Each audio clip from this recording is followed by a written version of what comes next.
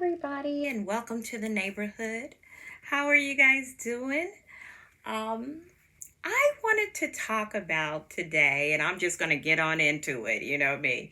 Um, I'm alone, but I'm not lonely, if that makes any sense. And I have to say that there are things that occur after my husband died that I thought I would be sad and lonely, living in the house by myself.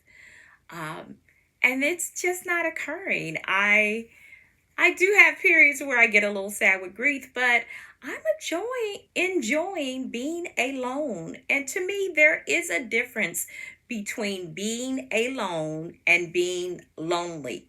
Now, for me to stay on track, I am going to say that I do sometimes make notes, and I've made notes, and I've looked up some things, so I'm always going to be um, open and honest about that.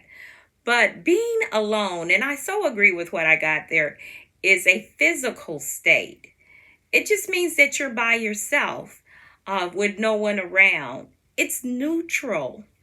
And I enjoy the peacefulness of being alone and being in solitude.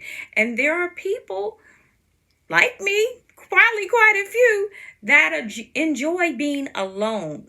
On the other hand, loneliness is an emotional experience.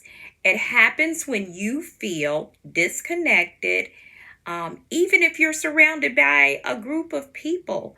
It's a sense of not having meaningful connections, or perhaps feeling misunderstood, isolated, even if you're in a crowd. Um, so you can be alone and be content with your life and everything.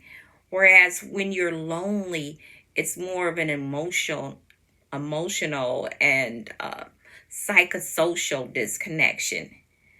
And it tends to happen when you crave being around people. That that helped me.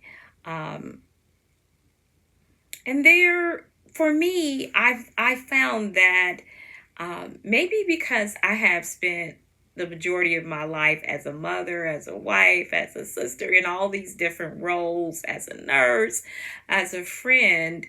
Um, and, I come from a medium sized family, but my children have lived with me. I haven't really had a lot of alone time until now. And so I think that's some of the reason why I'm so enjoying it. Now, I don't know, it's been about 9 months since my husband passed, that later on I may feel like these periods of loneliness. But I think it's because I still work part time. I'm out in the community. I'm enjoying hobbies. I love to read. I'm trying to learn more about gardening. I wouldn't say that I got that down pat, but it is fun for me to learn about it and try things. Um, I'm writing. I have hobbies that keep me occupied. And, sometimes if I'm in the house and I feel a little bored, I'll go out and do things. I want to learn more about antiques. As I have said, I have a little antique spot. I've always been interested in antiques. So I'm learning more about different antiques and how I want to shop or have different antiques in my little spot. So I feel like all these, and some of these are new interests for me, and all of these have helped me keep my mind busy, to be busy in a way. I'm in some groups, and though they are on social media, but I participate in these groups. I'm in some reading book clubs, and some of those also are online. But, I have different days where I'm enjoying a book club, doing some reading. My friends and I, though I'm kind of hour or so more from most of my friends and family, but even with my family, my two daughters, we try to meet up at least every couple of weeks. I have some friends, we don't meet up that often, but we try to meet up every quarter maybe and check on each other and stuff like that. So all of that I mean, I feel like I have a pretty busy life when I put all that together, but I still have a lot of quiet time that I guess you could say I could be lonely. By the end of the day, I think I'm pretty tired, and maybe I'm too tired to be lonely. I don't know. But I'm just not feeling lonely right now. But there are people that are lonely. And I also wanted to bring up, what are some of the things you can do about your loneliness? Reach out, connect with friends and families, call people up, text just to keep that connection going. As I was talking about, engage in hobbies or interests. Find things, learn about some new things that you maybe always wanted to know about, or pursue your hobby. Some people paint. I wish I was artistic like that, but I've painted some things even though I'm not really artistic, just for the creativity. um Volunteer. I do work for a hospice, but when I work part-time, I am paid for that. But we do have volunteers that seem very happy, and they connect, and our clients and our patients really enjoy their visits. If it's really getting to the point that you being lonely is really affecting your mental health, consider therapy or support groups. There is nothing wrong with therapy if you need it to get you over the hump, or if you just need it. It's nothing wrong with that. Again, I'm talking about mindfulness and self compassion. When I talk about self compassion, I kind of call it, let's give ourselves a break. Sometimes with our self talk, we could be negative on ourselves. I don't complete things.